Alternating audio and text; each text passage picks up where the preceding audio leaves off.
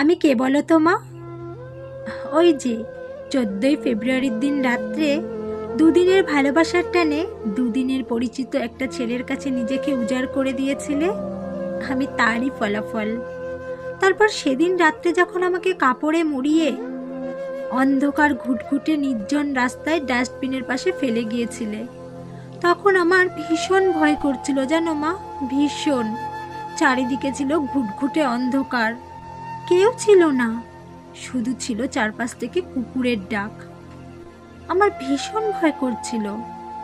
আমি ভেবেছিলাম আমি এক্ষুনি চিৎকার করে কান্না শুরু করব, আর আমার কান্নার আওয়াজ শুনে আমার মা ঠিকই ছুটে আসবে। আমার কান্নার আওয়াজ শুনে আমার মা স্থির থাকতেই পারবে না, তার সাথে যে আমার নারীর টান। কিন্তু আমার ভাবনাটা ছিল নিতান্তই ভুল জানো মা। আমি চিৎকার করে কান্না শুরু করলাম। তুমি তো এলে না মা, তোমার পরিবর্তে এলো একদল হিংস্র কুকুর। খুব ভয় করছিল মা, একটা দুটো নয়, অনেকগুলো কুকুর। আমাকে দেখে তাদের মুখ দিয়ে লালা ঝরছিল, দাঁতগুলো ছিল কি ধারালো। মুহূর্তের মধ্যে আমার দেহটাকে ছিন্ন বিচ্ছিন্ন করে দিল তাদের ধারালো দাঁত দিয়ে। উফ, সে কি যন্ত্রণা মা, তোমায় কি বলবো। প্রত্যেকটা যন্ত্রণা থেকে একটা আওয়াজই আসছিল জানো মা। কি দোষ ছিল আমার? কি দোষ করেছিলাম আমি যে এত বড় শাস্তি পেলাম? মুহূর্তের মধ্যে আমার দেহ থেকে মাথাটা আলাদা হয়ে গেল, সারা শরীর রক্তে ভেসে গেল, আর তারপর আমার প্রাণ পাখিটা বেরিয়ে গেল। খুব ছোট্ট দেহ যে আমার, মুহূর্তের মধ্যেই নিথর দেহে পরিণত হলো। শুধু মনের মধ্যে প্রশ্নগুলো ঘুরপাক খাচ্ছিল জানো মা। কি করেছিলাম আমি?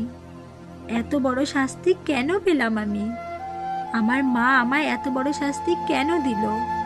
মার সাথে যে সন্তানের নারীর টান, সেই নারীর টানে মা আমাকে নিয়ে যেতে আসলো না, বরং আমার জীবনটা শেষ করে দিল।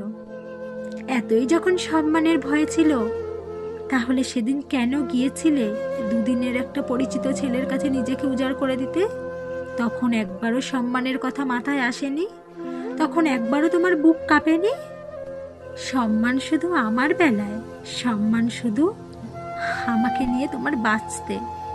তাই তো আমাকে শেষ করে দিলে এভাবে, যন্ত্রণা দিয়ে দিয়ে শেষ করে দিলে। একবারও তোমার কষ্ট হলো না তাই না মা? একবারও বুক কাঁপলো না? শুধু তোমার সম্মানটাই সব হলো।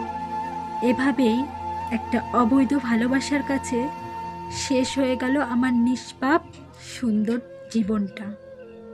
শেষ হয়ে গেলাম আমি।